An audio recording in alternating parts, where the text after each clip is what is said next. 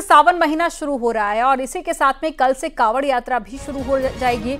हरिद्वार में सावन महीने की शुरुआत से पहले ही कावड़ का रंग चढ़ने लग गया था। बड़ी संख्या में कावड़िए हरिद्वार पहुंच रहे हैं और हर की पैड़ी से गंगाजल भरकर वापस लौट रहे हैं। हर की पैड़ी से लेकर हाईवे तक बोल बम की जयकारे गूंज रहे हैं और इस समय पर कलश कावड़ का चलन सबसे ज्यादा होता है, जिसमें दूर दूर से पहुंचे शिव भक्त कई किलोमीटर से पहुंचते हैं और कई लीटर गंगाजल भरकर वापस लौट रहे हैं। सोमवार से सावन मेले की शुरुआत होने के साथ ही विधिवत रूप से कावड़ मेले की शुरुआत भी हो जाएगी। अच्छी होती है और 22 तारीख से ये यात्रा शुरू हो जाती है। 2 तारीख को जल हो जाएगा और 2 तारीख को जल होने के बाद यहाँ शांत माहौल हो जाएगा और बहुत अच्छा, बहुत शांत माहौल रहेगा यहाँ। और ये कांवड़ से मनोकामना अच्छी सिद्ध होती है, अच्छी पूरी होती है। जो मांगते हैं गंगा माई से वो कुशल पूर्वक हमें देती है गंगा माई। यही मना रहे हैं, घर परिवार बढ़िया रखे, हमारा माँ बाप की उम्र लंबी रहे, अपना दिल से उठा रहे कावड़। अब बाकी तो भोले की मर्जी है। 2 साल है जी। सोमवार से शुरू हो रही कावड़ यात्रा से पहले श्रद्धालु पौड़ी जिले के नीलकंठ महादेव के मंदिर में जलाभिषेक करने के लिए पहुंचने लगे हैं। कावड़ यात्रा को लेकर डीएम पौड़ी आशीष चौहान ने भी नीलकंठ पैदल मार्ग पर व्यवस्थाओं का जायजा लिया और अधिकारियों के साथ ही बैठक की। इस दौरान कावड़ यात्रा के सफल संचालन को लेकर जरूरी निर्देश अधिकारियों को दिए गए। डीएम ने नीलकंठ मंदिर से बागखाल तक 14 किलोमीटर पैदल मार्ग का निरीक्षण किया और सफाई, पेयजल, विद्युत व्यवस्था को जांचने के साथ में दुकानों का भी निरीक्षण किया। वहीं कावड़िए भी सरकार की व्यवस्था से खुश नजर आए और सरकार का आभार जताया। पर जो व्यवस्थाएं थी, बहुत बदलाव हमको यहाँ पर देखने को मिला है। जैसे कि सफाई हो गई, गंगा जी हो गई, बहुत सी चीजें हैं जो कि सरकार ने हमारे लिए प्रोवाइड कर रखी है। नीलकंठ में आए, यहाँ पर देखा हमने, सरकार ने, प्रशासन ने बहुत अच्छी सफाई कर रखी है, बहुत अच्छी सुविधा दे रखी है। कोई फ्रॉडबाजी नहीं है, 1 नंबर यात्रा चल रही है, भोलेनाथ की कृपा। कावड़ मेले को भव्य रूप देने के लिए और कावड़ियों को रात में किसी तरह की दिक्कत ना हो, इसके लिए उत्तराखंड पावर कॉर्पोरेशन लिमिटेड ने हरिद्वार से यूपी बॉर्डर तक 7000 अस्थायी स्ट्रीट लाइटें लगाई हैं और लगातार पावर सप्लाई के लिए 40 जनरेटर भी विभाग द्वारा लगाए जा रहे हैं। यूपीसीएल के प्रवक्ता ने बताया कि व्यवस्था अस्थायी रहेगी, जो कावड़ समाप्त होने के बाद में हटाई जाएगी, जिसके लिए विभाग को करीब 1 करोड़ 20 लाख रुपए का बजट भी मिला है। हमारे 7000 लाइटें हम लगाते हैं, स्ट्रीट लाइट लगाते हैं और उसके साथ पावर कंटिन्यू रहे, इसके लिए 30 से 40 जनरेटर उसमें हम रखते हैं और उतनी मैन पावर रखते हैं, उसे कॉन्ट्रैक्ट दिया जाता है। होटल और ढाबों पर प्रोप्राइटर का नाम लिखवाने मामले के बीच में योग गुरु स्वामी रामदेव ने कहा है कि सभी को अपने नाम पर गर्व होना चाहिए। जब रामदेव को अपनी पहचान बताने में कोई आपत्ति नहीं तो फिर रहमान को क्यों है? और बाबा रामदेव ने क्या कहा वो भी आपको सुनाते हैं।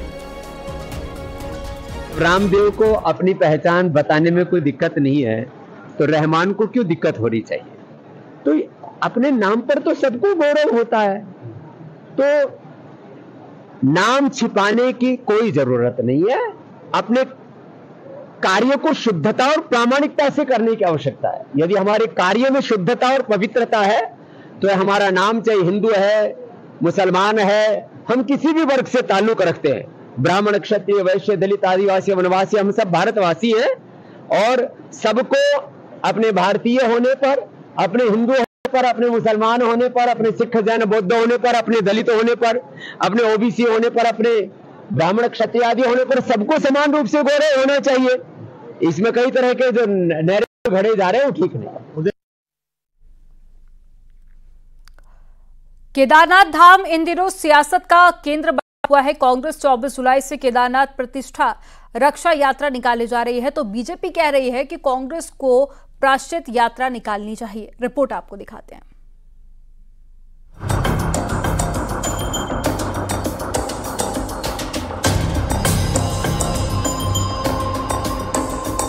दिल्ली में केदारनाथ मंदिर के शिलान्यास से शुरू हुआ विवाद दक्षिण भारत के तेलंगाना में एक शिलान्यास कार्यक्रम से होते हुए सोना चोरी तक पहुंच गया। इन सब मुद्दों को लेकर कांग्रेस 24 जुलाई से 5 अगस्त तक केदारनाथ प्रतिष्ठा रक्षा यात्रा निकालने जा रही है।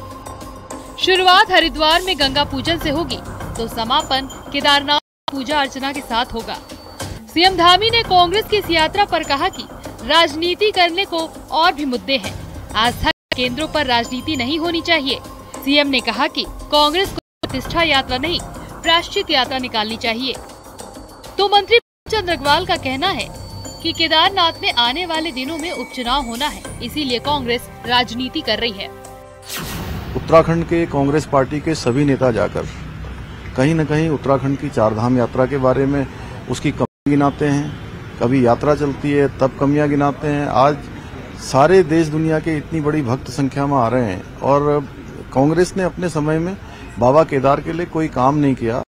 उनको ये यात्रा की जगह प्रायश्चित यात्रा निकालनी चाहिए और बाबा के सामने और देश दुनिया के श्रद्धालुओं के सामने जो लोग बाबा केदार पर गहरी आस्था रखते हैं उनसे क्षमा मांगनी चाहिए। केदारनाथ का चूंकि आप जानते हैं उपचुनाव होने वाला है, इसलिए वो अपने उसके स्वार्थ के लिए इस प्रकार के कार्यक्रम कर रही है। ऐसे में हमारी यात्रा कैसे प्रभावित हो, ये उस प्रकार का हथकंडा भी अपना रहे हैं, यानी कि यात्रा सफल ना हो, यात्रा बड़ी संख्या में ना हो। कांग्रेस ने इस यात्रा के लिए कुछ विशेष मुद्दों को पिन पॉइंट किया है, जिनमें दिल्ली में केदारनाथ मंदिर का शिलान्यास करने, केदारनाथ में कृष्णा गुफा का नाम बदलकर मोदी गुफा रखने के साथ ही केदारनाथ मंदिर से 223 किलो सोना चोरी का आरोप भी कांग्रेस लगा रही है। कांग्रेस का कहना है कि इस सब के लिए बीजेपी नेताओं को केदारनाथ जाकर प्रायश्चित करना चाहिए। देखिए, भारतीय जनता पार्टी में शर्म नाम की कोई चीज नहीं रहेगी।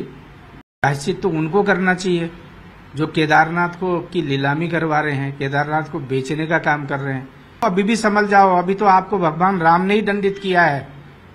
अगर भगवान केदारनाथ ने अगर नृत्य कर दिया ना, उसके बाद पता चलेगा भाजपा कहाँ की रहती है, कहाँ की नहीं रहती है। मजे की बात यह है कि इसी हफ्ते हैदराबाद में भी केदारनाथ मंदिर का शिलान्यास हुआ। कांग्रेस की प्रतिष्ठा यात्रा के एजेंडे में वो मंदिर शामिल नहीं है, क्योंकि कांग्रेस शासित तेलंगाना में केदारनाथ मंदिर के शिलान्यास कार्यक्रम में कांग्रेस के कुछ नेता भी शामिल थे। बहरहाल अभी केदारनाथ सीट पर उपचुनाव की घोषणा हुई तो नहीं है, लेकिन मामला अभी से गर्म नजर आ रहा है। न्यूज़ 18 के लिए देहरादून से सुनील नवप्रभात की रिपोर्ट। बागेश्वर के देवीकुंड भेजी गई टीम आधे रास्ते से ही वापस लौट आई। खराब मौसम के कारण टीम को आधे रास्ते से वापस लौटना पड़ा। 17 जुलाई को इस टीम को प्रशासन ने भेजा था और सुंदरढूंगा ग्लेशियर में किए गए अवैध निर्माण को तोड़ने के लिए इस टीम को भेजा गया था, लेकिन खराब मौसम के चलते जतोली से ही ये टीम वापस लौट गई। अल्मोड़ा के चौसली में एक KMOU की बस पलट गई, 6 लोग घायल हो गए। बस बागेश्वर से हल्द्वानी जा रही थी, रास्ते में वो पलट गई। जिस समय बस पलटी उस समय दूसरी ओर से आ रही कार में बैठे लोग वीडियो बना रहे थे, जिससे कि उनके वीडियो में बस के पलटने का वीडियो भी बन गया, जिसमें देखा जा सकता है कि किस तरह से बस आ रही थी और अचानक से पलट जाती है। बस के घायल लोगों को सुयालबाड़ी के प्राथमिक स्वास्थ्य केंद्र में लाया गया, जहाँ उनके इलाज के बाद में बस को आगे के लिए रवाना कर दिया गया।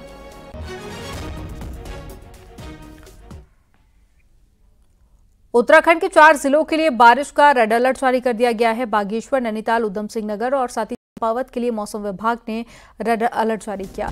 इन चारों जिलों में सोमवार को स्कूल बंद रखने के आदेश दिए गए।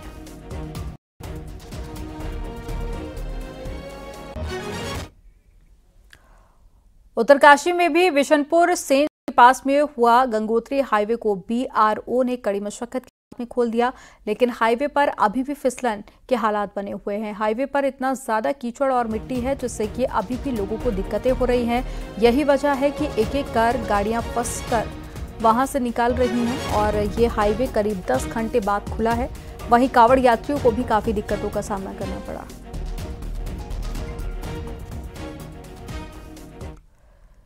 पिथौरागढ़ में तेज बारिश से काली नदी उफान पर आ गई है और काली नदी चेतावनी स्तर से 10 मीटर ऊपर बह रही है, जिससे कि धारचूला, जौलजीबी, बलुआकोट, चूला घाट के लिए खतरा बढ़ गया है। प्रशासन ने नदी किनारे रहने वाले लोगों से अलर्ट पर रहने को कहा है। वहीं मौसम विभाग ने 2 दिन तेज बारिश का अलर्ट भी जारी किया। ऐसे में बारिश होने पर नदी का उफान और भी ज्यादा बढ़ सकता है और खतरा भी बढ़ सकता है।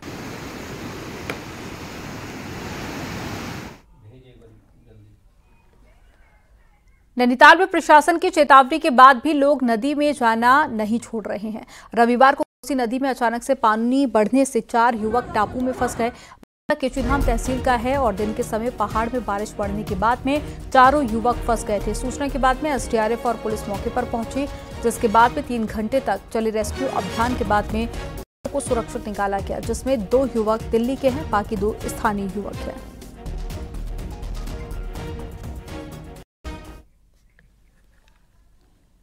चमोली के थराली में भारी बारिश के बाद में तबाही हुई है। तेज बारिश के बाद में बरसाती नाले उफान पर आ गए हैं, जिससे कि सूना गांव को जोड़ने वाला निर्माणाधीन वैली ब्रिज बह गया है। इसके साथ ही प्राणमती नाला उफान पर आ गया है और पूरे क्षेत्र को जोड़ने वाले संपर्क मार्ग भी तबाह हो गए हैं। वहीं पिंडर नदी का जलस्तर बढ़ने से हाईवे पर भी संकट के बादल मंडराते नजर आ रहे हैं। चमोली में तेज बारिश का अलर्ट जारी किया गया है। ऐसे में थराली में संकट और भी बढ़ सकता है।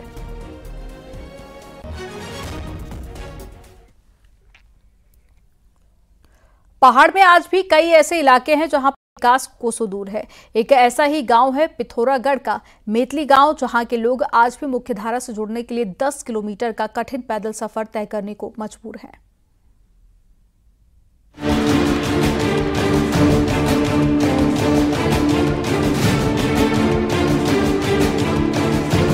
पैदल चलते फिरते इन लोगों को देखकर एक बार लगता है कि मानो ये किसी ट्रैकिंग के लिए जा रहे हों, लेकिन इन लोगों का ये सफर कोई ट्रैकिंग का नहीं है, बल्कि ये इनकी रोजाना की जरूरत बन चुकी है, क्योंकि इस गांव में कोई रोड नहीं है और सिर्फ छोटा सा रास्ता ही इन्हें इनके गांव तक पहुंचाता है। और रास्ते पर जरा सी चूक इनको मौत के मुंह में भी ले जा सकती है। ये गांव है पिथौरागढ़ के बंगानी तहसील का मेतली गांव। करीब 3000 की आबादी वाले इस गांव के लोग रोड नहीं होने से एक साथ कई दिक्कतों से जूझ रहे हैं और शेष दुनिया तक पहुंचने के लिए इन्हें इसी तरह का कुल 10 किलोमीटर का सफर तय करना पड़ता है। मेतली ग्राम सभा है वो सड़क मार्ग से लगभग 10 से 12 किलोमीटर दूरी पर है, लेकिन देखिए 75 साल बीतने के बाद भी आज तक वहाँ पर कोई सड़क सुविधा नहीं है, जिस कारण से ग्रामवासियों को अपने लोग जो कभी बीमार हो जाते हैं या फिर कोई बुजुर्ग लोग हैं, उनको सड़क मार्ग तक पहुँचने के लिए भी 10 से 12 किलोमीटर डोली का सहारा देना पड़ता है। रोड के लिए मेतली ग्रामीण जहां दर्जनों बार आंदोलन कर चुके हैं, वहीं चुनाव बहिष्कार के हथियार को भी आजमा चुके हैं। सड़क नहीं होने से बच्चों को पढ़ाई के लिए दिक्कतें हो रही हैं, तो मोबाइल सर्विस दूर की साबित हो रही है। रोड के लिए पहले चरण की स्वीकृति भी मिली हुई है, लेकिन रोड अलाइनमेंट खारिज होने के चलते मामला आगे नहीं बढ़ पाया है। विभाग ने जो अलाइनमेंट बनाया है उसके मुताबिक 10 किलोमीटर की रोड में 36 खतरनाक बैंड हैं।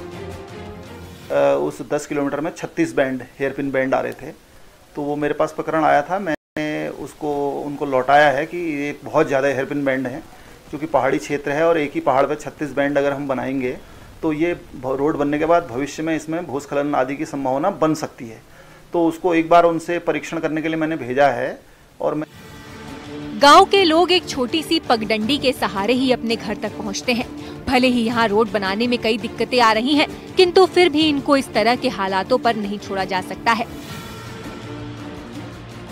विभाग को चाहिए किसी भी तरह इनके गांव तक सड़क पहुंचाई जाए, जिससे ये भी आसानी से मुख्य धारा में जुड़ सकें और रोज की दिक्कतों से छुटकारा पा सकें। न्यूज़ 18 के लिए पिथौरागढ़ से विजयवर्धन उप्रेती की रिपोर्ट। उत्तराखंड की पहली हॉरर मूवी असगार इन दिनों पिक्चर हॉल में जमकर धूम मचा रही है। इस मूवी में उत्तराखंड की पारंपरिक तौर तरीकों के साथ में प्रदेश के दूरस्थ इलाकों को दर्शाया गया है। फिल्म देखने के बाद में जागर सम्राट प्रीतम भरतवाण का कहना है कि इस तरह की फिल्मों से युवाओं को काफी लाभ मिलता है। अनुज जोशी ने निर्देशन में बनी इस फिल्म में अभिनव सिंह चौहान और मानवी ने मुख्य भूमिका निभाई है, जिनको काफी सराहा जा रहा है। इस फिल्म को उत्तराखंड के एक गांव से जोड़ा गया है। फिल्म में भूत प्रेत से जुड़ी कहानी को दिखाया गया है। सर, इस फिल्म के माध्यम से हमने कोशिश करी है कि जो उत्तराखंड का जो कल्चर है, जो आजकल के जो नौजवान बच्चे हैं वो भूलते जा रहे हैं, कि उस कल्चर इस फिल्म में दिखाया जाए और थोड़ा सा एंटरटेनिंग वे में दिखाया जाए, ताकि उनको भी अच्छा लगे। तभी हमारे जो पहले 3 दिन हैं वो पूरे हाउसफुल गए हैं, क्योंकि लोगों को अच्छा भी लग रहा है ये फिल्म देखना और लोग एंजॉय भी बहुत कर रहे हैं। फिल्म का होना बहुत जरूरी है, क्योंकि गढ़वाली फिल्में बड़ी अच्छी ढंग से बन रही हैं अभी, और जितनी फिल्में बनेंगी उतने कलाकार इंगेज रहेंगे। फिल्मों का एक दौर लौट रहा है उत्तराखंड। फिर से आपका स्वागत है। कुमाऊं के पहाड़ी जिले आपदा के लिहाज से संवेदनशील है। बावजूद इसके यहाँ पर सैकड़ों स्कूल ऐसे हैं जो कि कभी भी जमींदोज हो सकते हैं। सालों से खंडर बने ये स्कूल एजुकेशन सिस्टम की पोल खोल रहे हैं। साथ ही ये कभी भी नौनिहालों की जिंदगी पर भारी पड़ सकते हैं।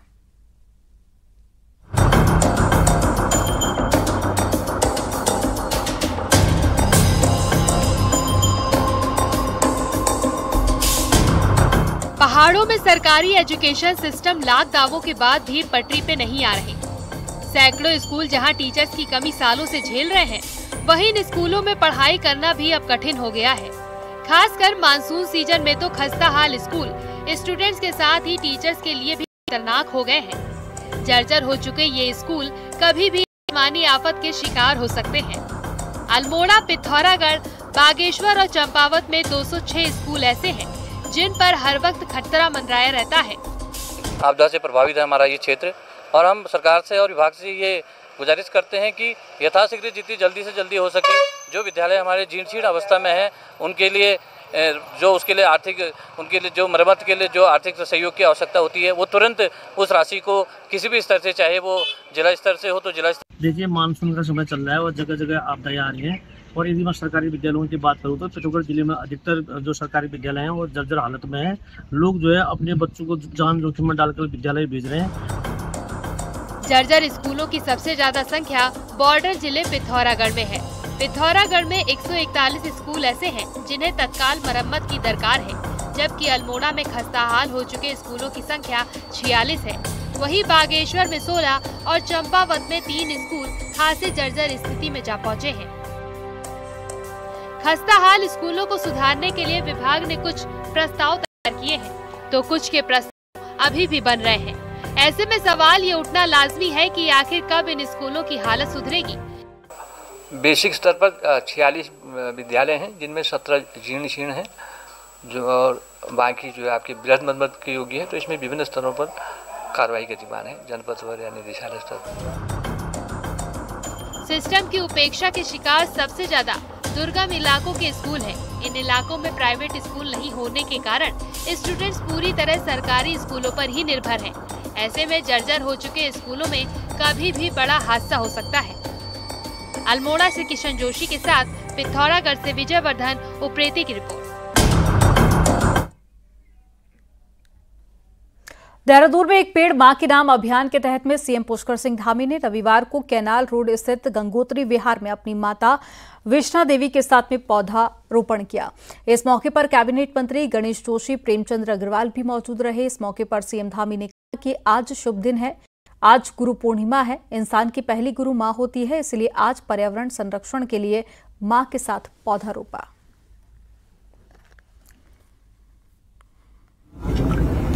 सबसे पहला संस्कार, सबसे पहली शिक्षा देने का काम माँ के द्वारा होता है।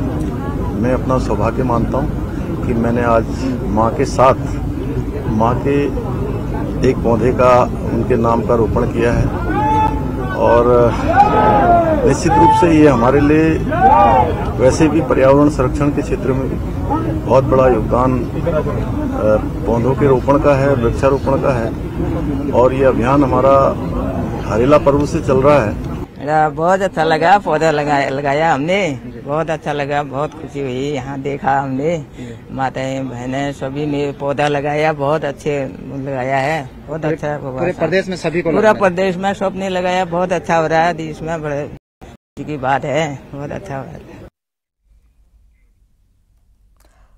पहाड़ में हरेला पर्व के दौरान में लाखों पेड़ लगाए जा रहे हैं, लेकिन लोग पेड़ लगाकर उन्हें भूल जाते हैं और बाद में वो पेड़ पौधे सूख जाते हैं। लेकिन नैनीताल का एक पर्यावरण प्रेमी है जिसने एक अनोखा तरीका निकाला है। रिपोर्ट आपको दिखाते हैं।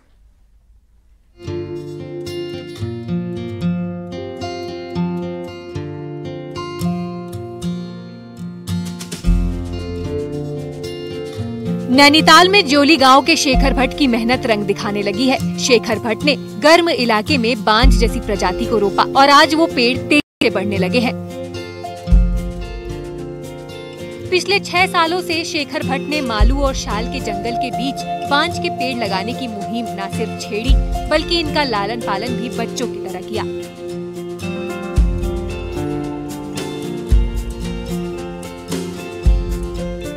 तो हमने पेड़ लगा के 3 साल तक इनके पीछे हमने पानी दिए गर्मियों में इन पेड़ों को। आज ये पेड़ कम से कम 5, 6, 7, 8 साल के पेड़ हो गए हैं और हर साल हम बांज के 10, 20 पेड़ लगाते हैं उसी एरिया में। और क्योंकि इससे ज़्यादा पेड़ हम देख नहीं पाते हैं और इसलिए कि बांज के जंगलों को हम धीरे धीरे करके हम बढ़ाते रहे और पानी के जो हमारे स्रोत है वो ऑब्जर्व होते रहे। दरअसल ज्योली गांव की आबो हवा काफी गर्म है और बांज के पौधे गर्म इलाकों में कम ही सरवाइव करता है। लेकिन ज्योली के शेखर भट्ट की मेहनत और जज्बे से बांज को गर्म इलाकों में संरक्षण से अधिकारी भी उत्साहित हैं और पेड़ों को ऐसे ही बचाने की अपील भी कर रहे हैं।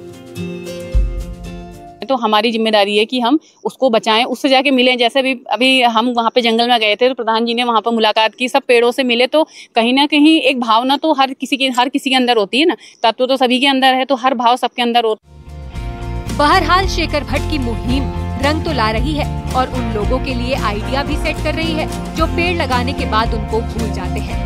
ये अकेले की मेहनत रंग ला सकती है तो सिस्टम के योगदान से बदलते पर्यावरण को भी बचाया जा सकता है। जरूरत है तो बस शेखर भट्ट से सीख लेने की। न्यूज़ 18 के लिए नैनीताल से वीरेंद्र बिष्ट की रिपोर्ट।